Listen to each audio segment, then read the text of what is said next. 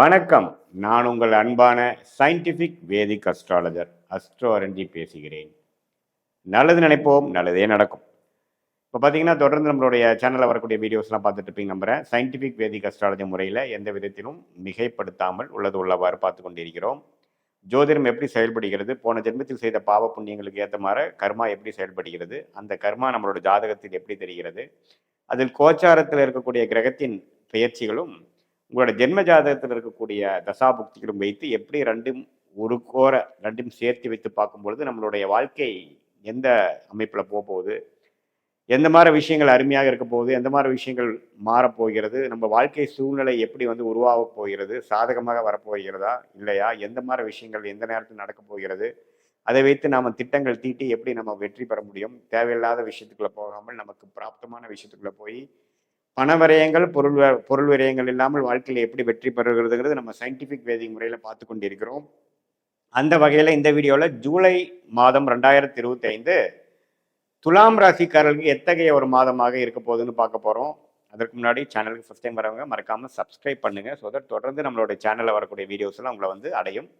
அதனால் நீங்கள் பலன் பெறலாம்.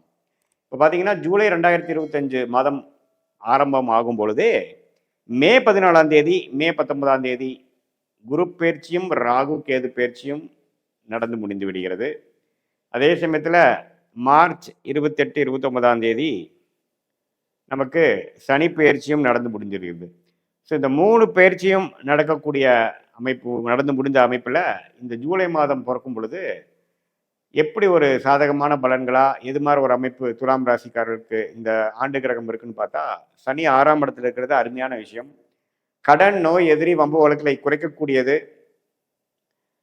இதுவரை சில பிரச்சனைகள் இருந்துட்டு இருந்ததெல்லாம் கொஞ்சம் நிறைவாகி ஓரளவுக்கு சந்தோஷமாக வாழக்கூடிய ஒரு அனுகூலமாக இருக்கக்கூடிய அமைப்புகள் உண்டு.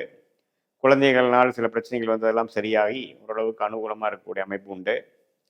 அதே சமயத்தில் ராகு பார்த்தீங்கன்னா 5ஆம் இடத்துக்கு அதே சமயத்தில் கேது 11ஆம் இடத்துக்கு வரும் பொழுது அந்த ராகு கேதுகளால் குழந்தைகள் விஷயங்கள், பூர்வீக விஷயத்தில் சில விஷயங்களுக்கு கான்சென்ட்ரேட் பண்ண வேண்டியது இருக்கும்.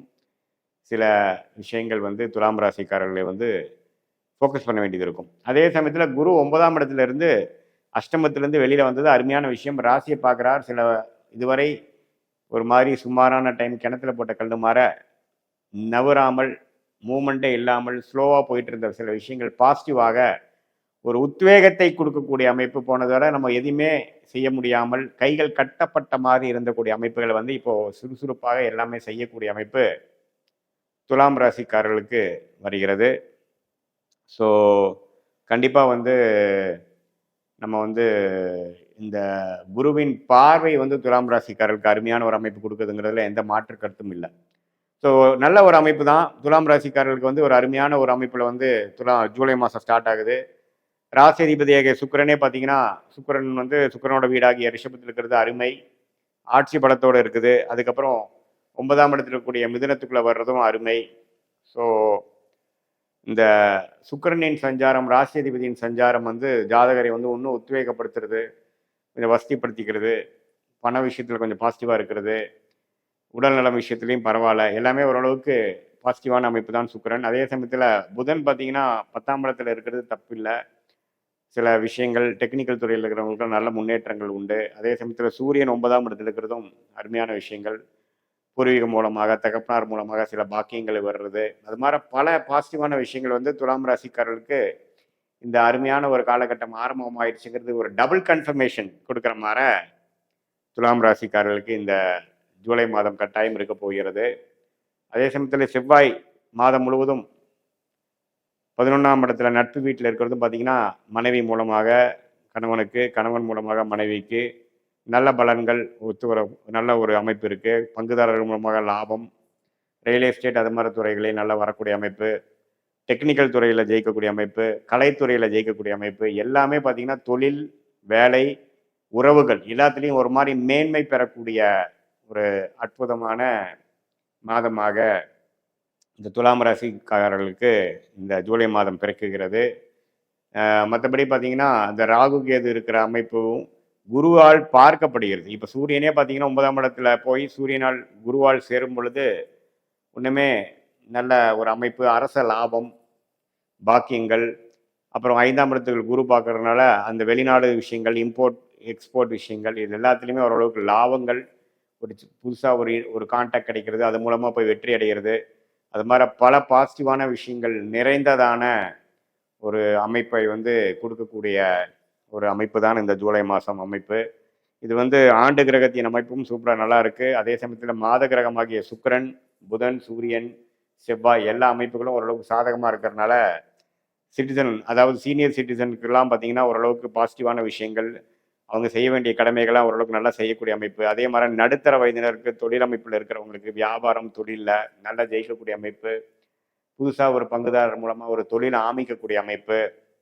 இதுவரை வந்து ரியல் எஸ்டேட் அது மாதிரி சிலதெல்லாம் நவுத்த முடியாமல் இந்த அப்ரூவல் பிரச்சனை, அந்த பிரச்சனையெல்லாம் இருந்துட்டு இதெல்லாம் டக்குன்னு சால்வ் பண்ணி நம்ம என்ன தப்பு பண்ணோங்கிறத தெரிஞ்சு அதை கிளியர் பண்ணி அடுத்த கட்ட நடவடிக்கை போய் கையில் காசு வரக்கூடிய அமைப்பு, வம்பு வழக்குகள் தீரக்கூடிய அமைப்பு, கோர்ட்டில் வந்து நம்ம வருஷமாக போயிட்டு இருக்குதுன்னா அதில் தீர்ப்பு நமக்கு சாதகமாக வரக்கூடிய அமைப்பு, திருமண விஷயத்துலேயும் கொஞ்சம் பாசிட்டிவான டக்குன்னு முடிகிற அமைப்பு, பல வருடமாக தேடிட்டு இருந்த வரன் வந்து ஒரு ஓரளவுக்கு நல்ல ஒரு வரனாக வந்தது அமைப்பு. இது மாதிரி சொல்லிட்டே போகலாம் நம்ம. ஏன்னா குரு வந்து பாகிஸ்தானத்துக்கு வந்து ராசியை பார்க்குறார்.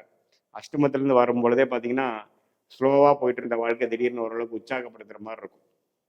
அதே மாதிரி மாணவர்களும் பார்த்தீங்கன்னா ஓரளவுக்கு அவங்க எடுக்கக்கூடிய டெசிஷனில் கொஞ்சம் கிளாரிட்டியாகவும், கொஞ்சம் நல்ல ஹேபிட்ஸு, அதாவது சில சேர்க்கை சரியில்லாமல் சில மாதிரியான அமைப்பு இருந்த மாணவர்கள், குழந்தைகள், சிறுவர்கள், இளம் வயதினர்கள்லாம் கொஞ்சம் அவங்க புத்தி சுவாதீனமாகி அப்பா அம்மா எதுக்கு அட்வைஸ் பண்ணுறாங்க, எந்த காரணத்துக்கு சொல்கிறாங்க, அந்த மெச்சூரிட்டி என்று சொல்லப்படுகிற சில விஷயங்கள் கிடைச்சி அது மூலமாக மேன்மை பெறக்கூடிய அமைப்பு, பெற்றோர்கள் அதனால் சந்தோஷப்படக்கூடிய அமைப்பு, படிப்பில் வந்து கொஞ்சம் கெட்டிக்காரத்தனத்தை கொடுக்கக்கூடிய அமைப்பு, குறிக்கோள் என்ன, நம்மளோட பர்பஸ் என்ன, யார் நம்ம வாழ்க்கையில் முக்கியம், பெற்றோர்களா, நண்பர்களா, என்ன எந்த நேரத்தில் யார் வந்து நமக்கு உதவுவா அப்படிங்கிறது எல்லாமே புரியக்கூடிய காலமாக இந்த இளம் வயதினருக்கு கொடுக்கக்கூடிய அந்த குருவின் பார்வை மெச்சூரிட்டியும் அந்த கிளாரிட்டியும் கொடுக்கும்.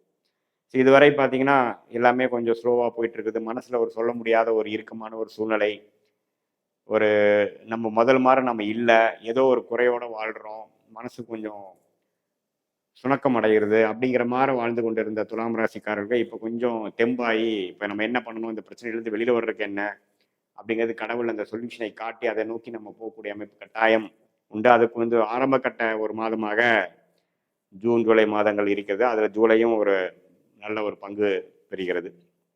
ஸோ இதெல்லாம் கூட்டி கழித்து பார்க்கும் பொழுது இந்த கோச்சார அமைப்பு வந்து ரொம்ப நல்லா இருக்கு. மாத கிரகங்களோட அமைப்பு நல்லா இருக்கு, ஆண்டு கிரகத்தின் அமைப்பு நல்லா இருக்கு.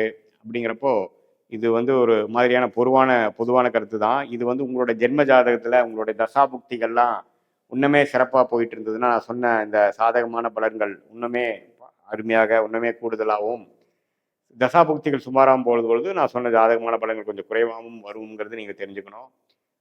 இது வந்து பொதுவான பலன். பட் உங்களோட ஜென்ம ஜாதகத்தில் நம்ம தீராக பார்க்கும் பொழுது இது ரெண்டையுமே நம்ம மிக்ஸ் பண்ணி உங்களோட தசாபுக்திகள்லாம் வைத்து பார்த்து இப்போ ஜென்ம ஜாதகத்தில் நீங்கள் எந்த தேதி எந்த நேரத்தில் பிறந்தீங்கெல்லாம் பார்த்து லக்னம் என்னெல்லாம் பார்த்து சொல்லும் பொழுது துல்லியமான பலன்கள், உங்கள் வாழ்க்கையில் முடிவெடுக்கக்கூடிய பலன்கள், கிளாரிட்டி கொடுக்கக்கூடிய பலன்கள் நம்ம சயின்டிஃபிக் வேதிக் அஸ்ட்ராலஜி முறையில் கண்டிப்பாக பார்க்க முடியும். அதனால் வாழ்க்கையில் கரெக்டான முடிவுகளை கரெக்டான நேரத்தில் எடுத்து தேவையில்லாத சமய விரயங்கள், பண விரயங்கள் செய்யாமல் நம்மளுடைய பிராப்தத்துக்கு நிகரான நம்மளுடைய செயல்பாடுகளை செய்து வாழ்க்கையில் வெற்றி அடைய முடியுங்கிறத நான் கேட்டுக்கிறேன். மீண்டும் நம்மளோட மற்றொரு காணொலியில் சந்திப்போம். நன்றி, வணக்கம்.